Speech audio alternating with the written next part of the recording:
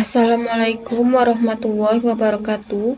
Perkenalkan, nama saya Hadibah dengan NIM C0D018043, kelas F Perpajakan 2018. Baiklah, saya akan memaparkan hasil makalah saya yang berjudul Aspek Fiskal dari Arus Barang dan Arus Modal Perusahaan. Yang pertama, PPh 22 atas penjualan kepada bendaharawan pemerintah. PPh pasal 22 bendahara adalah PPh pasal 22 yang dipungut oleh bendaharawan pemerintah, pusat maupun daerah. Dalam konteks ini, yang dimaksud dengan bendaharawan pemerintah meliputi 1. Bendahara pemerintah dan kuasa pengguna anggaran atau KPA sebagai pemungut pajak pada pemerintah pusat, pemerintah daerah, instansi atau lembaga pemerintah, dan lembaga-lembaga negara lainnya. Yang kedua, bendahara pengeluaran yang melakukan pembayaran dengan mekanisme uang persediaan atau UP. Dan yang ketiga, KPA atau pejabat penerbit surat perintah membayar yang diberi delegasi oleh KPA untuk pembayaran yang dilakukan dengan mekanisme pembayaran langsung.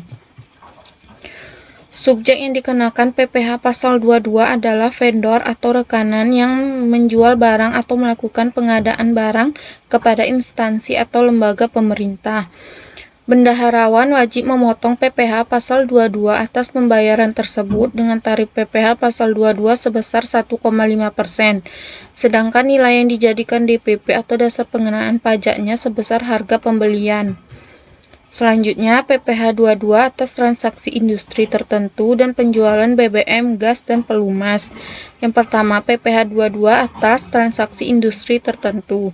Badan usaha yang bergerak di bidang usaha industri semen, industri kertas, industri baja, industri otomotif, dan industri farmasi melalui Peraturan Menteri Keuangan ditetapkan sebagai pemungut pajak pasal 22 Undang-Undang PPh. Pemungutan PPh pasal 22 atas penjualan hasil produksi industri tertentu tersebut dilakukan pada saat penjualan kepada distributornya di dalam negeri.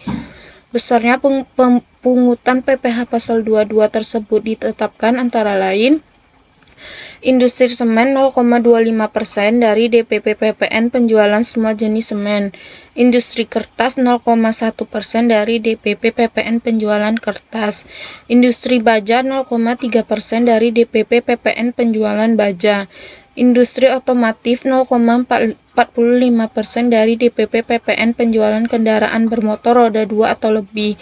Industri farmasi 0,3% dari DPP PPN penjualan semua jenis. Yang kedua, PPh 22 atas penjualan BBM, gas, dan pelumas. Produsen atau importir bahan bakar minyak, gas, dan pelumas atas penjualan bahan bakar minyak, gas, dan pelumas berdasarkan Peraturan Menteri Keuangan Nomor 154 PMK.03/2010 ditetapkan sebagai pemungut pajak penghasilan atau PPh pasal 22. Pungutan PPh pasal 22 atas penjualan bahan bakar minyak, gas, dan pelumas oleh produsen atau importir bahan bakar minyak, gas, dan pelumas adalah sebagai berikut. Yang pertama, bahan bakar minyak sebesar 0,25% dari penjualan tidak termasuk pajak pertambahan nilai untuk penjualan kepada SPBU Pertamina. 0,3% dari penjualan tidak termasuk pajak pertambahan nilai untuk penjualan kepada SPBU bukan Pertamina dan non-SPBU. Yang kedua, bahan bakar gas sebesar 0,3% dari penjualan tidak termasuk PPN. Yang ketiga, pelumas sebesar 0,3% dari penjualan tidak termasuk PPN. Selanjutnya, PPh pasal 23 dari dividen, bunga, royalti, hadiah, sewa, dan imbal jasa. Pajak penghasilan pasal 23 merupakan pajak yang dipotong atas penghasilan yang berasal dari modal, penyerahan jasa, atau hadiah dan penghargaan, selain yang telah dipotong PPh pasal 21. Tarif dan objek PPh pasal 23. Tarif dari pajak penghasilan atau PPh pasal 23 dikenakan atas dasar pengenaan pajak atau jumlah bruto dari penghasilan.